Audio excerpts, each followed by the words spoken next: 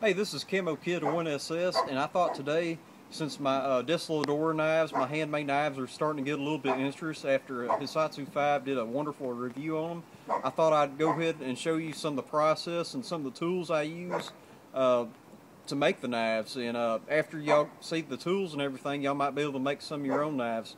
Well, first of all, this is my shop, and the first thing you might notice is I don't have a shop. You can look around. This is my backyard, and this bench right here is where I do most of my work. First of all, first thing you need are safety glasses. Your eyes are too important to lose them, doing a little knife making hobby, so have those. This is a piece of 1095 steel. This comes from my father's work.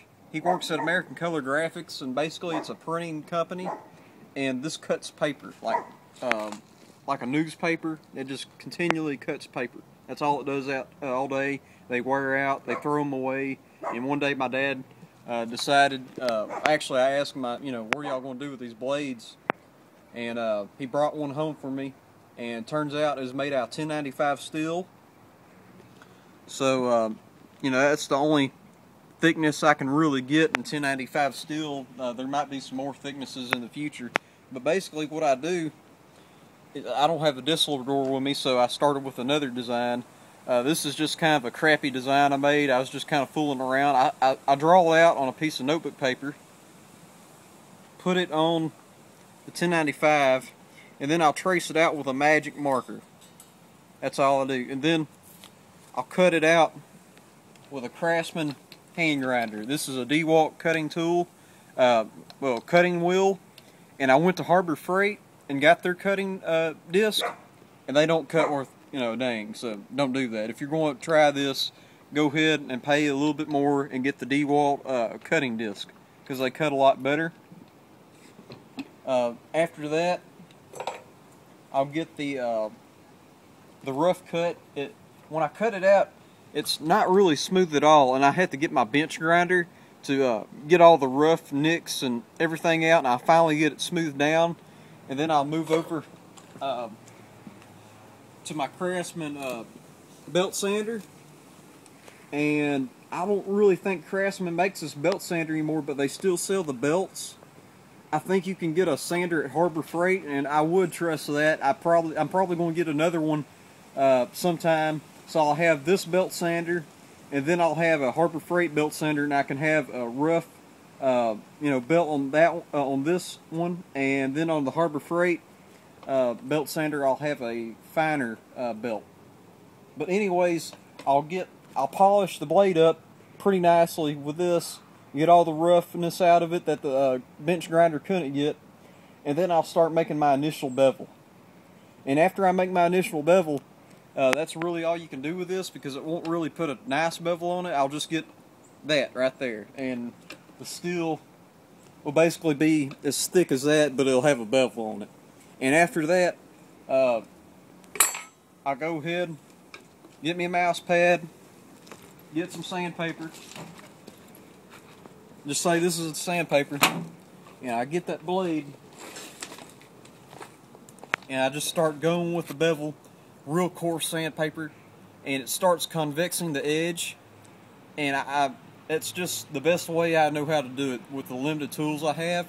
Convex the edge, and you can get it sharp like that, but after I convex the edge and get the blade, pretty thin, I'll go ahead and start sharpening it on the Spyderco Sharp Maker, and it'll finally get a hair popping edge. Alright, we'll go over here to my other tools that I use. Oh yeah. You'll need a vise. This is not a good vise, but it's the only one I have. I might get a better one in the future. I forgot to mention that. This is, just some old vise that I have. I was telling my brother that I wanted, to show you all these tools. And basically, just because you have limited tools doesn't mean that you shouldn't, have quality standards. I have quality standards, and basically, what that amounts to, if I ever do start making knives back here and start selling them, they're going to be very limited. Because I'm not going to put something with my name on it, and it's going to be a piece of crap. You're going to pay for it with your hard-earned money. I might as well put out something good. I don't know when I'm going to start selling knives. I will in the future, but it'll be very limited because I don't have a lot of tools, obviously. This is my Craftsman bench grinder, 6-inch wheel. This is a very coarse stone, and this is a little bit finer. Like I said, I remove the real rough cut marks out of the blade, and then I finish it off with a belt sander. And after that, you got to start worry about making handles. This is my Carta. I got a shop that's local, fortunately, and sells us my Carta. Let's see, it's about an eighth of an inch thick, and it was about this long until I started making handles for my knives. And fortunately, it only costs like $5 to get all this micarta. If you go to Texas Knife Maker Supplies or KnifeKits.com, it's going to be a lot more. It's going to be, it's going to cost an arm and leg to get micarta. But I'm very fortunate. Where I live, I got a supplier of micarta. And really, I make my knives. It probably takes me an hour or two to cut everything, and then to get an initial bevel on it, maybe 30 more minutes. And I believe, at least with the tools I have, it's probably harder to make the handles of the knife than it is to make the knife itself. I mean, they're really about the same, difficulty to make. I use this Craftsman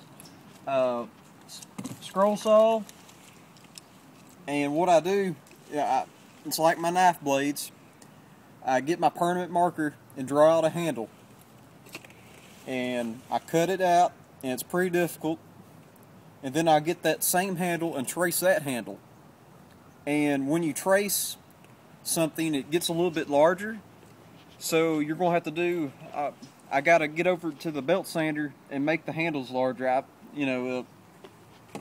not sure if this is making much sense, but if you ever try to make a handle for a knife, it makes a lot of sense. It's very difficult because basically you need to get the handles the exact same to make them fit and make them look good. And you can see this stuff is really tough. It's flexible, but it's really hard to cut. You can see all this yellow stuff on my grinder. That's pure micarta, and it will mess up these grinding wheels pretty fast. So I'll use, the bench sander and the belt sander and the bench grinder to make the handles as well.